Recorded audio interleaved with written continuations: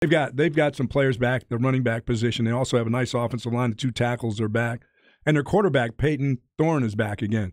And he was fantastic last year. Yeah, just a sophomore. Oh now. yeah, he was fabulous. But they do replace 6 other offensive starters, and but most of the defense is back. Defense should be legit this year. Absolutely. Only replacing 2 guys on that side of the ball. The tough thing about them is last year they were the worst in college football in the secondary. They were 130 in passing. Yeah, that's not going to work against Ohio State. Well, your head coach is a defensive back.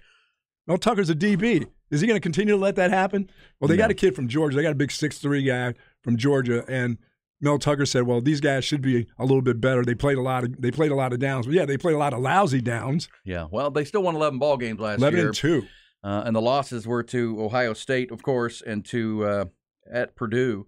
Their 2 losses. So they beat Michigan, and this is why Mel Tucker got the mega contract, because there was fear he was going to bolt to the SEC. There was talk of LSU for Mel Tucker middle of the season. Yeah, I see his next move to the NFL. Potentially, yeah. I mean, he's that highly regarded now. He was at Colorado and then took the deal after at Michigan 1 State. year at Colorado, right? Well, he saw an opportunity to get back to the Big Ten, and and took it. And so here he is. Now, look, I will be open about our process here. Michigan State was one of the final teams in. We were debating between, and you weren't at the, you were off last week, so you weren't at our roundtable where we discussed this. But off air, Chad and I and Harge and Rob, we were talking about Michigan State, and the name NC State, North Carolina State, was a team we mentioned there. And I think there's a lot of folks that think NC State can be a team like Michigan State a year ago. Yes. Where no one's really talking about them, but all of a sudden they jump up and win 10 ball games out of the ACC. Yeah, they got quite a defense coming back. They do, and Michigan State just has a lot of questions, but this, ranking them at 19 is just, I think, credit to Mel Tucker, credit to the culture he's built and kind of built on last year's 11-win season and bowl victory. The question is, can he plug all those holes again? And they did. Well, I think they can. If your quarterback's coming back and having a record-breaking year last year, you've got 2 receivers still returning. They like their tight end. They love their 2 tackles. And if they can run the ball, because it's all about the run game with them. Yeah. To set up what they do. It is, and they're a meat and potatoes ball club. The problem for Michigan State, as we say every time we highlight them, is they play on the wrong side of the Big Ten. Yes. I mean, the Big Ten is so one-sided. Where on the eastern flank of the Big Ten, you've got Ohio State, Penn State, Michigan, and Michigan State. And then over there on the west, you have just Wisconsin. And Wisconsin, Big Ten to me is kind of like the SEC East for Georgia, right? Wisconsin's over there. Who's going to beat them? Iowa, Purdue, Nebraska? Don't think so. But over where if Michigan State were in the West, which they're not, they'd have a real opportunity. But when you're on the side with Michigan, who was in the Final Four last year, Ohio State, who's coming back with a chip on their shoulder, will be a top 3 team for everybody with all that talent, and Penn State with James Franklin. Can they finish higher than 4th? Can they get above those teams in the eastern flank of the Big Ten? Yeah, they'll play Penn State late in the year. By that time, James Franklin won't have any players left. They play at Penn State, though. They play at Michigan. They play at their big early non-conference game is going across country to play Washington. Right. UW in a non-con game on September 17th. That'll be a big test for them. But then Ohio State at home. They got Wisconsin at home on homecoming, which is big. How about that stretch right there, Buck? Oh. October 8th to 15th into their bye week. They play Ohio State and Wisconsin back-to-back weeks. And a week off, and then you're at Michigan. Yeah, yeah. Then you got the mighty Fighting Illini. Oh, okay. Yeah, exactly. Well, we're going to find out a lot about Michigan State this morning and learn more about Mel Tucker and what he's doing. We do have a great guest next hour coming on who covers that team on a daily basis for 24/7 Sports. Stephen Brooks will be with us. Also in the 9 o'clock hour, Buck, our buddy, Howard Griffith. Yes. Griff will join us. Griff is out in Cali. Ooh, he's going to come up early then. I'm wondering if they're having him go to USC, even though it's kind of early, but, Well, because, to my point of the unbalanced Big Ten, when USC and UCLA join, they will join. Ooh. I don't know how they break it up. And who knows, by the time they join, there could be more teams. There's still a lot of people that think Oregon and Washington are next to join. And by the way, while we're on that conversation in the Big Ten, can we just say it's probably better for the Big Ten if they could add Oregon and Washington when the Pac-12 destabilizes, which is going to happen here coming up? Because, when we talk about Western and Eastern flanks, you can't have USC and UCLA traveling into the Central Time Zone, into the Eastern Time Zone for everything that they do. You're right. They can't be the only teams out there, can they? USC and UCLA are agreeing to it, but for student athletes and for teams, think about any road game USC is going to play. in any sport, once they start playing in the Big Ten, once conference play begins, argument would be if you could add Oregon, Washington, maybe even Cal and Stanford, that would at least give you a far western flank where you could schedule more of your games in through there, scheduling purposes, and travel into the central time zone and east occasionally, just not every time.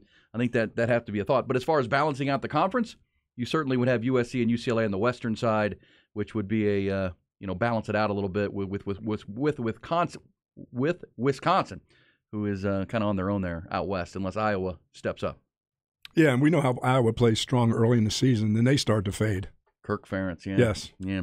All right, so there's our first look at Michigan State. We'll get an insider view, and Howard Griffith, who does a great job at the Big Ten Network, his thoughts on Mel Tucker and the Michigan State Spartans. We have him right at number 19 in our countdown to number 1. So there's our first look at the Spartans. We'll get back into trade deadline conversation. Also, the Deshaun Watson decision. A lot of people still head-scratching about how that came down in the 6 games. As I said, I did read the opinion of the judge, and I don't want to say it makes perfect sense, but I understand what she's saying of why it was a 6-game suspension. And I'll say it this way, Buck, before we get into the conversation. She believes she gave him a very severe punishment based on precedent in the NFL. Like maybe if they didn't have precedent, he may have got 2 games or 3 games. Well, that's part of her argument. Yeah. You can't ask me to set precedent here. A 6-game suspension based on the history of discipline in the NFL is a severe punishment. I know for the average fan who hears it and sees it 6 games for all the allegations, not a lot, but she made it pretty clear that this is based on your history. This is severe. This is a severe punishment that's in line with Ben Roethlisberger, that's in line with Zeke Elliott, and for a non-violent offense, which she called these are non-violent, then this is right in line with the past. What they've done, yes, in the past in the NFL. So we'll get into that, and it should be noted that is that's the first really big punishment that's been handed down under the new system that was collectively bargained between the players and the owners, bringing in this independent arbiter and a former federal judge who made her ruling. Now the question becomes, what does Roger Goodell do as far as an appeal, and can he come in and unilaterally change that decision? We'll get into that coming up. Also back into trade deadline 2022. Cowboys news, not good. Already a notable injury for Dallas. We'll get into it with you as well. It's a busy Tuesday here on 104.9, 101.9, AM 1260, streaming always on the Horn app and at hornfm.com.